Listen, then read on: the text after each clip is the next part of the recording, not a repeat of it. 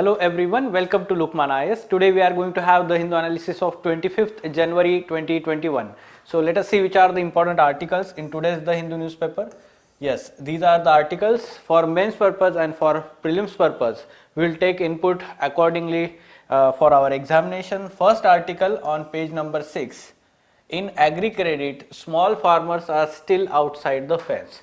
So here the article is discussing the important aspect from our syllabus or issue that is there in our syllabus, that is agricultural credit. Okay, and this is very important when we talk about the input subsidies or inputs that are given to the farmers in agriculture sector by the government. Okay, so the article is discussing the issue in depth about the agriculture credit. So it is giving some data of at present what is the level of agriculture credit that the farmers are availing, the kind of inequality in access to the credit.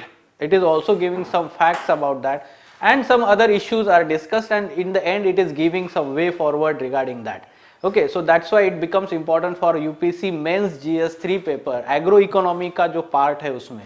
So from that the question can be specifically asked on this credit supply, and if not, if directly not asked, indirectly you can write the institutional support to the farmers, and one of that institutional support is agriculture credit supply.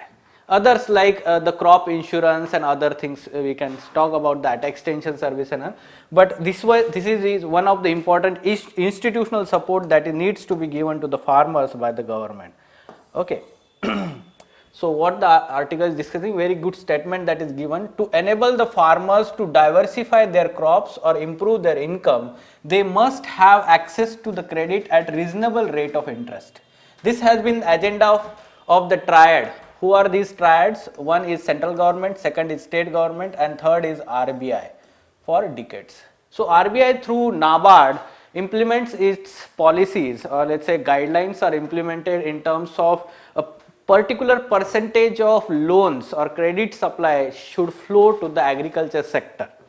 40% जो है वो, ठीक है, तो जो target दिया गया है आरबीआई ने. Most small farmers left out.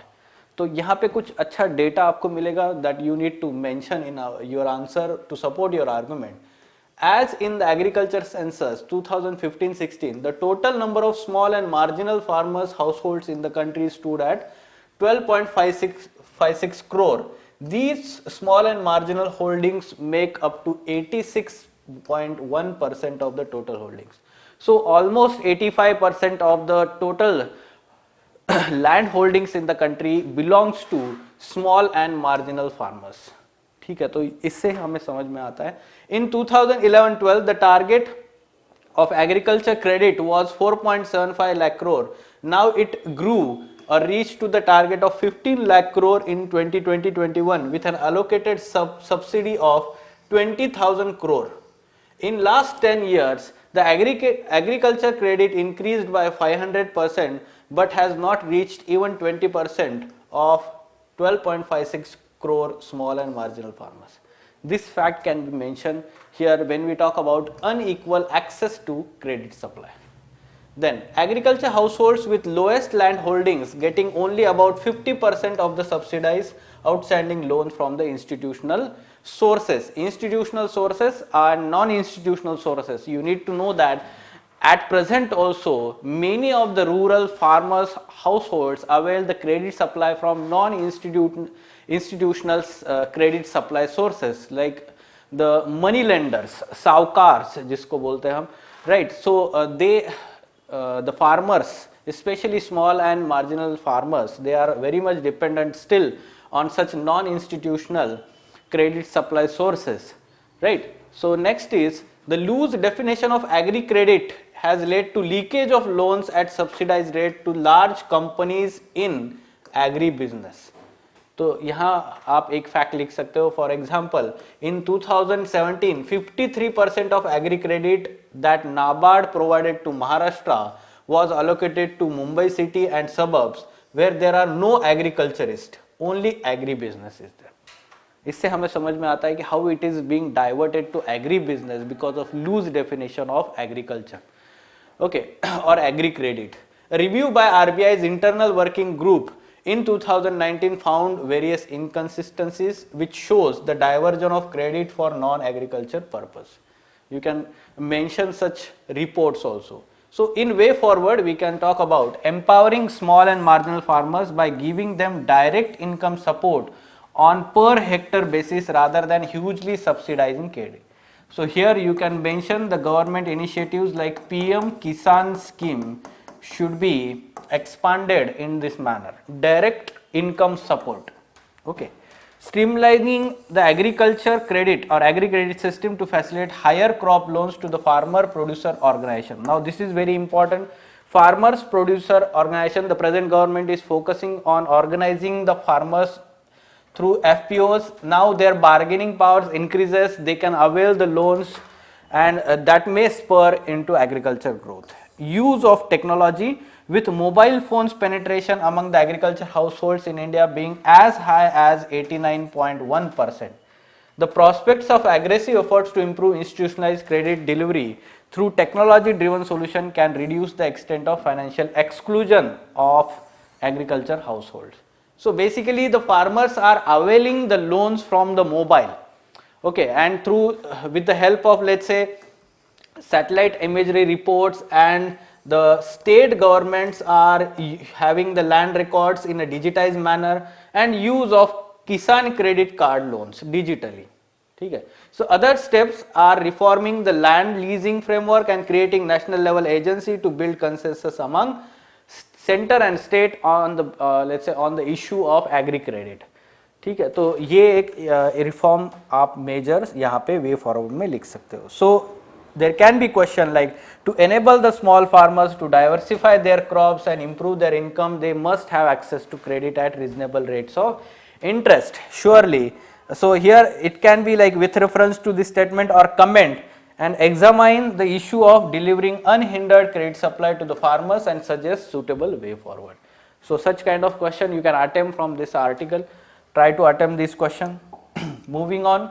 Next, again on page number 6, editorial page, troubled waters. So the context of the article here, it is talking about recent death of Tamil Nadu, let's say, fish farmers. So when they crossed into the Sri Lankan waters in Park Bay region. So this is what this has been very contentious issue between India and Sri Lanka. Okay, so fishers, or let's say fish farmers, they are venturing out beyond the natural, or let's say Indian territorial regions of, let's say, fishing zones, we can say that, and they are entering into the Sri Lankan waters from time to time, and that is leading to conflict. Okay, so how to deal with this issue? This is analyzed in this article, okay, and recent developments. So here the tragic death of 4 fishermen from Tamil Nadu, one of them a Sri Lankan Tamil refugee living in India.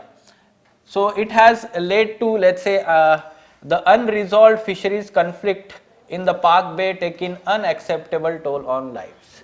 Okay, so while fishermen in Tamil Nadu said that 4 were killed in an attack by Sri Lankan Navy, the latter, that is Navy, Sri Lankan Navy maintains that they died when their trawler collided with naval vessel while trying to avoid being apprehended. So these are the two sides, their arguments. India has lodged strong protest with Sri Lankan authorities. Recent developments on fishermen issue. A month ago, 2 countries resumed discussions through their joint working group on fisheries after 3 years gap. India sought the early release of fishermen arrested in Sri Lankan waters as well as boats in Sri Lankan custody. Sri Lanka underscored the need to curb the illegal fishing which adversely affects the livelihood of its war affected fishermen. तो ये जो जाफना प्लेटू है यहाँ पे war affected fishermen, basically they are also of Tamil origin, तो वो they are nationals, Sri Lankan nationals, तो उनको जो है उनका livelihood affect हो रहा है. When the two sides decided to create this joint working group some years ago, they had agreed that there would be no violence or loss of life in handling of the fishermen, and that hotline would be established between the respective coast guards. It is unfortunate that such hotline is yet to be operationalized and deaths continue to occur. So basically this issue should have been dealt always with the approach of, let's say, or humanitarian approach. Okay, so humanitarian approach, that is expected to be the cornerstone of the approach to this conflict, but this has not been followed.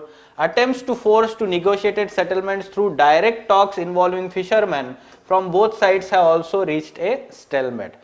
Sri Lanka favors joint patrolling by both countries and a ban on unsustainable practices, fishing practices by Tamil Nadu fishermen, such as bottom trawling, but the latter want a lengthy phase out period, that is Sri Lankan fishermen.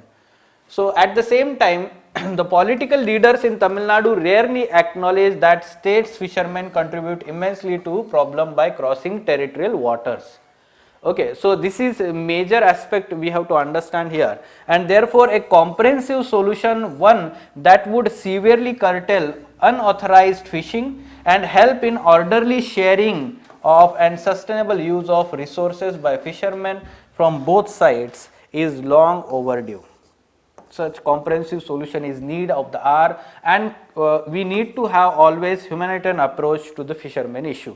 तो humanitarian approach आपके answer में जरूर होना चाहिए जब भी हम fisherman की बात करते हैं. India Sri Lanka bilateral relations. Analyze the issue of fishermen leading to bilateral conflict between India and Sri Lanka. What approach should be adopted to resolve this conflict? So try to attempt this question, take input from this article. Next, yes, for prelims perspective as well as mains perspective, GS2 paper mains में जो है आपको electoral reforms, it is part of your syllabus. So new reforms that are being considered by the election commission, तो वो reforms क्या है हम देखते हैं यहाँ पे. At the same time, National Voters Day is being celebrated on 5th January today. So on this day, our Chief Election Commissioner has recently said that the new developments, or we can say reforms being considered, electoral reforms. So here the electronic system being developed by IIT Madras uses this blockchain for two-way remote voting at designated centers. So remote voting system is as a research project is being, let's say, validated. तो यहाँ पे आपको दिख सकता है दूसरा reform, ये this is one of the reform that is being considered. Another significant change we can look forward is grant of postal ballot facility to overseas electors. Second one, and third one is electors will be able to download electronic versions of electoral photo ID EPIC from 25th January 2021. So electronic version of let's say voter ID card, तो ये जो है अभी सब लोग download कर सकते हैं electronic version. This will be let's say non editable PDF version of EPIC that can be downloaded on the phone and stored in the DigiLocker app or printed from the computer. So what is National Voters Day? This is important for prelims examination. National Voters Day is being celebrated since 2012 or 2011, sorry. So 25th January marks the foundation day of Election Commission. Election Commission was established on 25th January 1950 under Article 324 of Indian Constitution. Okay, so on this day it is celebrating the foundation day, as well as now why we are celebrating this National Voter Day is the focus here, or the objective, main objective here is to bring more and more youth in the electoral process. Okay, so enrollment of youth, especially those who have just completed 18 years, तो colleges में enrollment जो campaigns किए जाते हैं by the election commission on this day, this has let's say added more and more number of voters in the electoral rolls, so that more and more people of, let's say, youth participate in the voting process. ठीक है, ये एक focus है in order to encourage more young voters to take part in the political process. ठीक है, तो ये जो है मेन ऑब्जेक्टिव है नेशनल वोटर्स डे का. Fine. This is for prelims examination. Next, again, Sundarbans is home to 428 species of birds, says Zoological Survey of India. So in one of the report, so what is the name? The publication Birds of the Sundarban Biosphere Reserve. So this was released by Zoological Survey of India. It is saying that it is home to 428 species of birds. About Sundarbans, Indian Sundarbans, which covers 4,200 square kilometer area, which includes Sundarban Tiger Reserve 2585 square kilometre. अब ये क्यों जरूरी हो गया है? क्योंकि because in 2019 prelims paper the question was asked, अब sorry this year's question paper 2020 prelims question paper, they have asked the critical tiger habitat area. तो किस टाइगर हैबिटेट का ये सबसे लार्जेस्ट है, सबसे बड़ा है. तो ये एरिया भी आपको जब भी न्यूज में होता है कोई भी टाइगर रिजर्व, तो ये पता होना चाहिए. For more authenticate data on that areas of tiger reserve, please visit ENVIS website. ठीक है, ये गवर्नमेंट ऑफ इंडिया का ये इनिशिएटिव है, ENVIS website. So you need to sorry ENVIS. Envis website is very important for whenever we talk about tiger reserve or biosphere reserve or national parks, wildlife sanctuaries. Okay, so at the same time, Sundarbans is having the tiger population 96 Royal Bengal tiger as per latest, let's say, census, tiger census. It is World Heritage Site as well as Ramsar site or wetland of international importance. Okay. At the same time, the Zoological Survey of India, or we can say in general, scientists and bird watchers are celebrating 125th birth anniversary of Salim Ali. So he is the foremost, let's say, ornithologist. bird जो scientist होते हैं या उस field में, उनको ornithologist बोलते हैं, right? So he is called as Birdman of India, Salim Ali. So ये भी आपको एक जनरल नॉलेज की तरह पता होना चाहिए. So mud flats exposed to the low tides, rich in microorganisms deposited during tidal activity, are ideal feedings for migratory birds.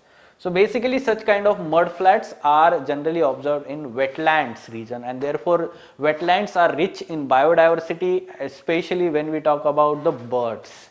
Okay, fine. Next, KP Sharma Oli expelled from Nepal Communist Party. Yes, some of the developments in international relations. Nepal में जो है ruling Nepal Communist Party has expelled Prime Minister KP Sharma Oli from the party. Now he is the, let's say, caretaker Prime Minister without any party, political party. So he had actually, let's say, the crisis emerged weeks after Mr. Oli dissolved the lower house Pratinidhi Sabha of the Parliament of Nepal on December 20, which was strongly opposed by the Communist Party leaders. ठीक है, जो उनके party के जो leaders है, who wanted the house to be restored. ठीक है, so this is what the constitutional crisis that is happening in Nepal. So we will have follow up in future days, but at present he is expelled from, the Prime Minister is expelled from his party. Chinese using Indian roads for trespass. So on one hand we are looking into, let's say, for diplomatic level dialogues, at the same time military level dialogues are happening. On the other hand, the China is making inroads into or using Indian roads that are built on the borders, or let's say along the LAC, for, let's say, movement of troops. This is what the head of one of the village, Urgen Sewang, the Nam Bardar village head जिसको बोलते हैं, of Koyul, one of the last settlement in the Demchok sector, जो लेह लद्दाख का region है, ठीक है. He shared the video which shows that where two Chinese vehicles are seen being turned away by the group of locals and security personnel. Okay, so this is these developments are happening along the LAC in Leh Ladakh region continuously, and along with that, today the new developments let's say happened in Sikkim region also. Tomorrow we will discuss about that. Okay, so this needs to be, let's say, considered when we talk about the India-China standoff along the LAC as a follow-up part. Next, masked celebration. Here basically it is giving some general information about the changed nature of celebrations, or let's say Republic Day celebrations 2021 due to pandemic. Okay, so what are the changes? Yes, let's say इस points में आपको अच्छे से बताया गया है कि only 25,000 spectators are allowed, including 4,000 general public. All participants and performers will wear masks during the parade. The parade will only march 3.5 km. Earlier the distance was 8.5 km. The number of Ws has increased to 32 but will not be placed at Red Fort for public display. The size of every contingent has been cut short to 96 members instead of 144. ठीक है, तो ये temperature और mask, sanitiser, medical teams वहाँ पे present होंगे. Children below 15 years and elderlies with comorbidities will not be allowed. The newly inducted Rafale fighter aircraft will feature.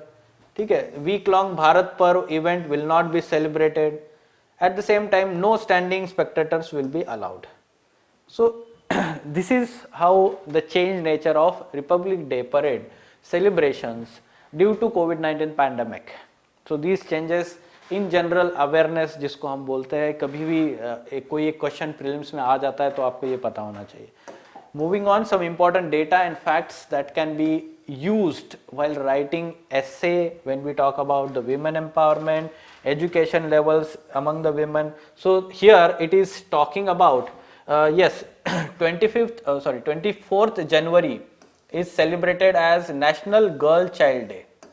So this National Girl Child Day, 24th January, basically we are celebrating, and therefore the data is discussing about the girl child, especially on dropout rates. Okay, so for example, of an initial enrollment of 100 girl students, on an average 95.7 students graduate from primary level without dropping out. Among the upper primary level students, 94.9 graduate without dropping out. After that, there is disparity.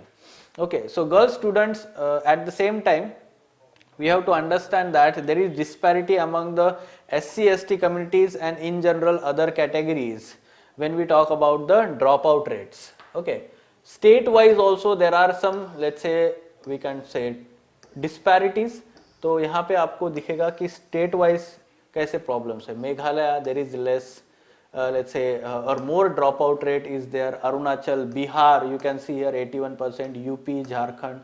So in this manner we can understand. At the same time we have to understand that this source of data here is Unified District Information System for Education.